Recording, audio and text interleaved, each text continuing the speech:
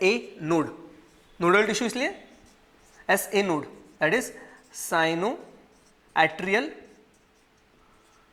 Node. तो sino atrial node is the basic जो शुरुआत करता है इस ऑटोरिथमिसिटी की, जो वेव्स ऑफ कॉन्ट्रैक्शन और रिलैक्सेशन छोड़ता है।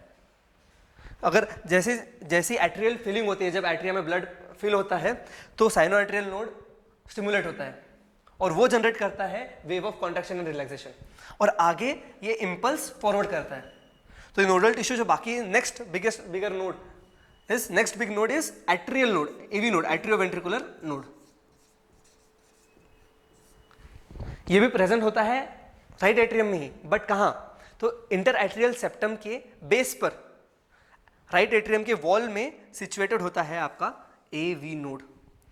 इंटर एट्रियल सेप्टम के बेस पर, राइट एट्रियम के वॉल पर प्रेजेंट होता है एवी नोड। और ऐसे नोड कहाँ प्रेजेंट होता है? ऐसे नोड राइट एट्रियम के राइट साइड में, जहां सुपीरियर वेना कावा की ओपनिंग होती है।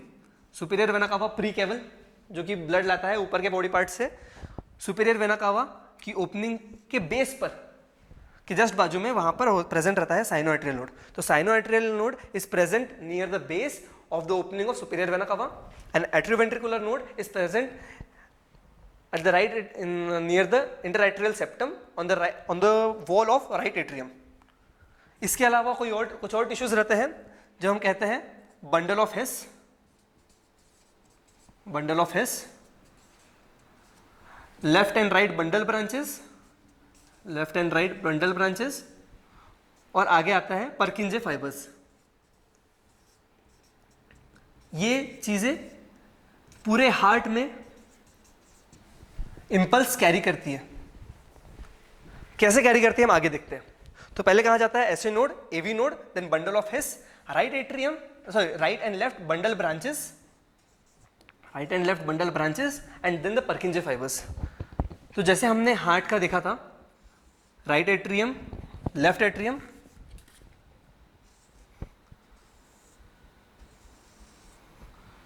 ये एपेक्स है यहां पर,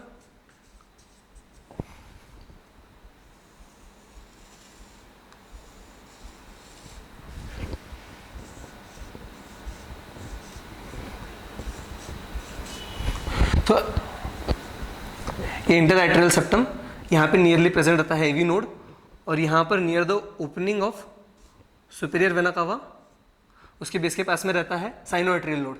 तो साइनो एट्रियल नोड जो है वो इम्पल्स जनरेट करता है। एट्रियल फिलिंग होती है, sino atrial node impulse generate करता है और फॉरवर्ड करता है एट्रियोवेंट्रिकुलर नोड से। एट्रियोवेंट्रिकुलर से फाइबर्स अराइज होते हैं, that is bundle of His. Bundle of His arise होता है एट्रियोवेंट्रिकुलर नोड से। This here is atrioventricular node, और ये डिवाइड होते हैं लेफ्ट और राइट बंडल ब्रांचेस में, हर एक साइड में डिवाइड होने के लिए, और जाते हैं पूरे वेंट्रिकल्स की तरफ, वॉल्स की तरफ। लेफ्ट और राइट बंडल ब्रांचेस पूरे वेंट्रिकल्स की वॉल्स की तरफ। तो ये जो फाइबर्स है जहां डिवाइड हो रहे हैं, these are called as Purkinje fibres. Purkinje fibres ये दोनों है left and right bundle branches,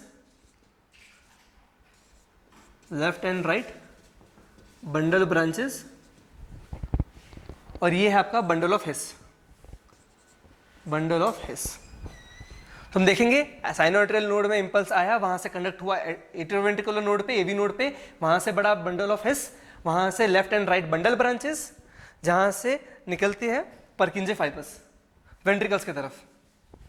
तो इस तरह से कंडक्शन सिस्टम हमने अभी के टॉपिक में देखा, हार्ट की मायोजेनिसिटी, हार्ट की autorhythmicity, nodal tissue, sino atrial node, atrioventricular node और उनका वेव ऑफ कंडक्शन। तो जाता है साइनो एट्रियल नोड से एवी नोड, एवी नोड से बंडल ऑफ हेस से left and right bundle branches, and then to the Purkinje fibres. तो हमने आज देखा हार्ट के बारे में, हार्ट कैसे आत्मनिर्भर है, उसके एक्सटर्नल फीचर्स, उसके इंटरनल फीचर्स, उसका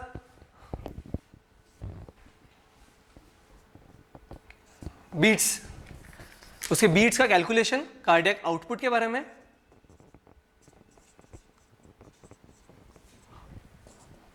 और देखा उसका conduction mechanism. Thank you so much.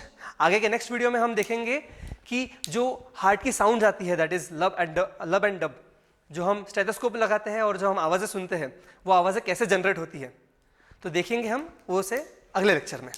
Thank you.